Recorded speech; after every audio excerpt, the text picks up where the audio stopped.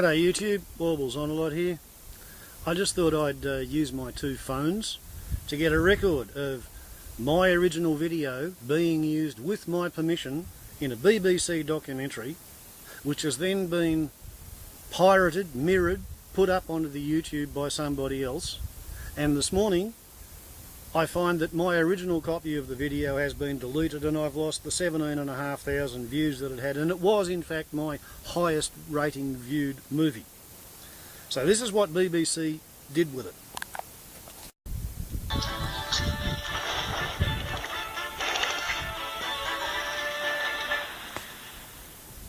Nature's weirdest events. Nature can astound and confound us, and sometimes events can be so bizarre that they even challenge the way that we think about our world. These incidents can be so extraordinary, they even appear to be somewhat supernatural. We start with events so unsettling they could be seen as omens foretelling the end of days.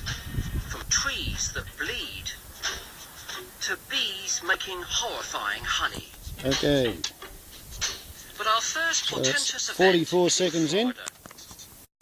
And now 7 minutes and 31 seconds in.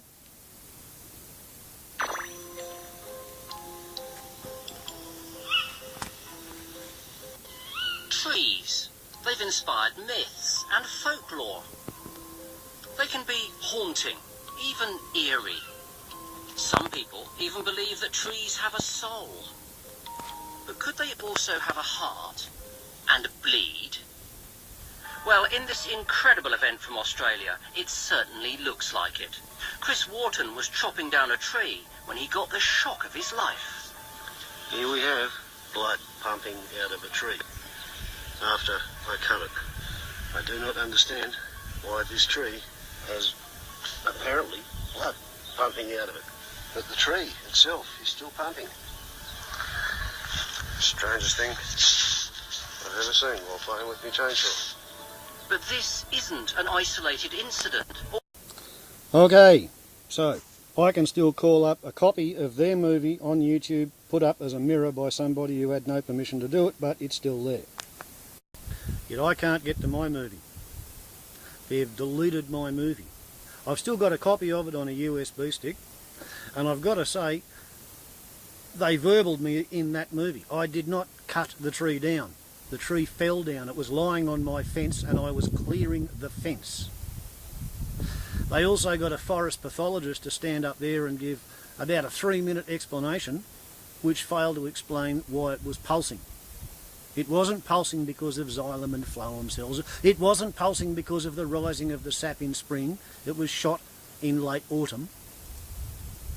It was pulsing because there was a hydraulic lock and it was going glug, glug, glug. But because it was bright arterial red and it was happening 60 beats per minute, and the original first couple of squirts fired off, inches long, with all my nursing training, first aid training, I saw red pulsing and I thought, shit, how come a tree has got a pulse? But yeah, that's where you can find it. And I've already sent off complaints to the same people who asked me for permission to use the clip in the first place. I have no idea whether I'll do any good, but at least I'm venting my spleen. Warbles on a lot to YouTube. Ciao.